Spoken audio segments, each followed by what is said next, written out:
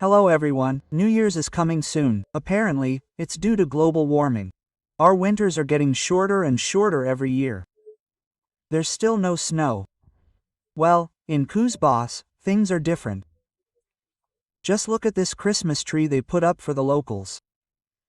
So, the authorities of the Kuzbas city of Berezovska decided to please the locals. And in local public groups, the townspeople themselves called the tree a toilet brush. We put up a Christmas tree. This is the kind of tree it is. Seryoga is swearing. This is simply not a Christmas tree. This is just some kind of misunderstanding. Seryoga, tell me your opinion. This is completely crazy. Seryoga is shocked. He's not swearing. He used to swear. It's terrible, of course, terrible. Don't you even have a normal Christmas tree in Siberia? All the normal Christmas trees are in Moscow, by the way.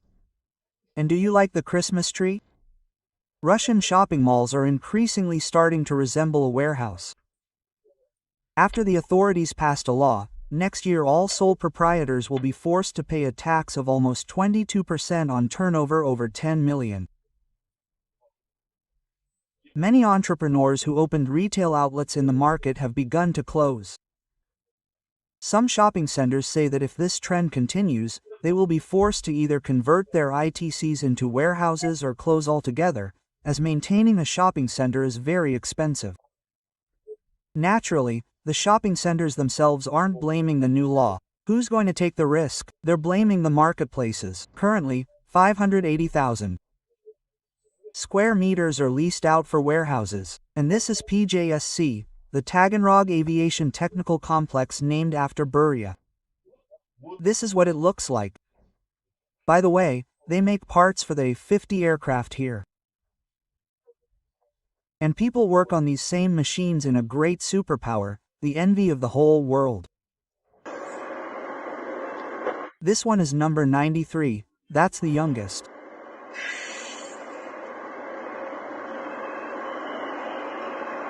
Oh, and by the way, here's another oldie, look.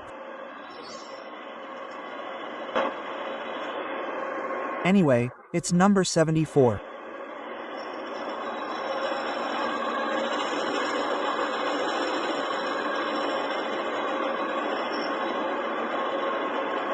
This poor thing is currently being repaired, but I'm telling you seriously, they'll fix it and it will work like new, 100%. That's the USSR we have. Here's another old man. Oh, it's the 1974 growth spurt.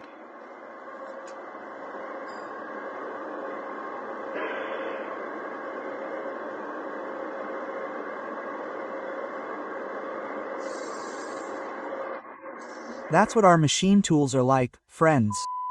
We're doing just fine with them. And they've been working for 50 years. This machine is 51 years old. The drilling rig is also 50 years old. This one from 1981 needs to be counted. I won't bother. Anyway, something like that. Come on, good luck to everyone. Yes, this is not fake, I assure you. I also helped out at a factory once for a couple of months. Well, bring it, give it to me, as they say. It was more or less the same. And this is a new loaf of bread for 155 million rubles. It managed to rot right there in the store. The blogger was shocked to see a machine assembled from the 1960s being sold for such a huge amount of money. And yet, there are no innovations whatsoever in this car.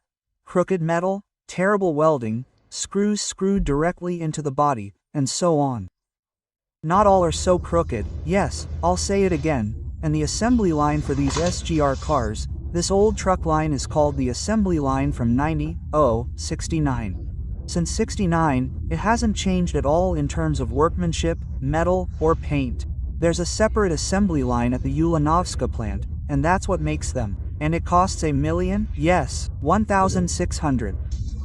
And you were hoping to see a multivan? No, well, for 1,700,000, I expected something more or less. A decent car. Okay, a decent car for 1,600,000. Let's count on one hand. What new car with a frame is available these days? Any Chinese one is probably better. It's already rusted in the showroom. No, it's not rusted. It's Dad's. But this is what the factory didn't do until the end, so that this horror could happen. Or rather, to laugh at the UAZ. No, we want to buy a Toysy. Well, they're all like that. That's how they make them. It's not that this particular car is some kind of leper. It's basically, well, how they do it at the factory.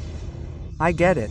The 25 Fortachka, a Fortachka for 1,600, has a self-tapping body, because of which everything will fall apart later. UAZ technology is so advanced that they even have, a rusty rubber band. Well, they're all rusty here. We couldn't do it exactly here. You have to carry it with you at all times to keep it running. Well, we can sell it along with this. I get it. Our technical car.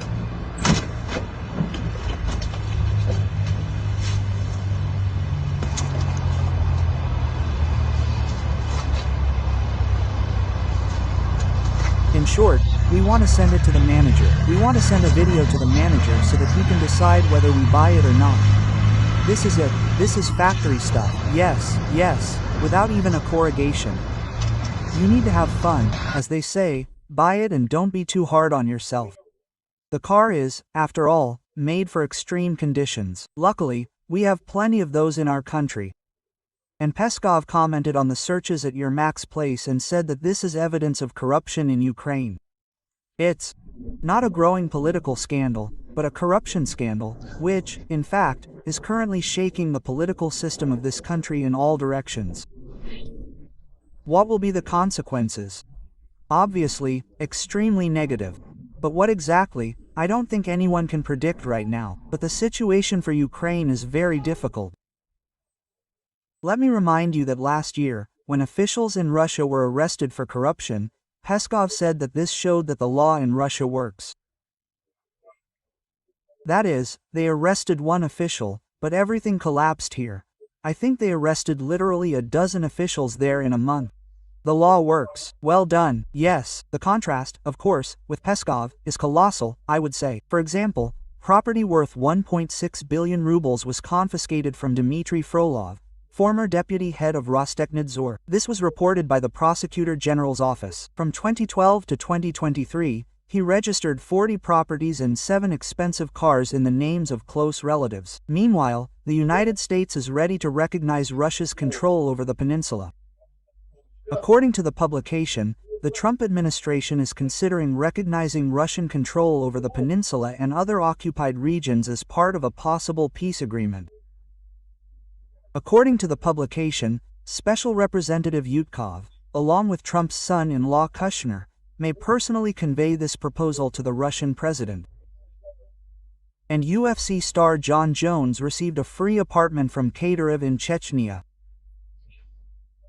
Jon Jones apparently came, invited to Adam Kadyrov's 18th birthday celebration. Although he came for the birthday, for some reason he was given a gift, an apartment in a new complex in Chechnya. Incidentally, the complex will be located in the Putin district and is scheduled to be completed. I made some inquiries in 2027. Burger King imposed sanctions against Larissa Dolina. Yes, the company did so after learning that Dolina had repossessed her apartment through the courts, leaving the buyer, who had taken out a mortgage to buy Dolina's apartment, with both the mortgage and the apartment. So, Burger King imposed sanctions in response, and now, if Dolina orders their products, she won't be able to receive them, and even delivery won't work. So, does that mean Burger King is fairer than Putin's court in Russia? Moreover, Larissa Dolina's concerts have started getting cancelled all over the country. People are returning tickets to her concerts en masse. At her concert in Vladivostok, scheduled for today, there are now 224 available seats, down from just 15 yesterday. In Khabarovsk, where her performance is scheduled for December 2nd, the number of unsold tickets has increased from 7 to 35. Pushkin Cafe also cancelled Dolina's performance. She was scheduled to perform there before the new year. By the way, A single ticket there cost 95,000 rubles. Besides Dolin, I understand, other artists would be performing there. In the end, they dropped Dolin. In Moscow, they even made a wall into a valley. Before buying an apartment, people bring flowers and slippers there to ward off the evil eye. You know, so the deal goes well. Experts from the Ministry of Industry and Education have already given these dirty deals a name, the Valley Effect, and say it could catch on among Russians and residents of the CIS. The irony of the following information is that Dolina was a housing ambassador for Stolto, and they removed her, or rather, deleted all the posts featuring her. And after the EU announced it was preparing for a major conflict with Russia, Zaharova began to mock it all. The EU's share of global GDP at purchasing power parity, according to the IMF, fell from 17% in 2011 to 14% in 2025. And do you know what Russia's share is today? 3%. Well, by the way, These are, let me remind you, what they call themselves, civilized vanguards, so to speak, those who usually, lecture, criticize, impose all sorts of sanctions, and punish everyone in every way, because they consider themselves, so to speak, the global elite. and you were on Vadim Sharf's channel. Thank you for watching to the end. Bye, everyone.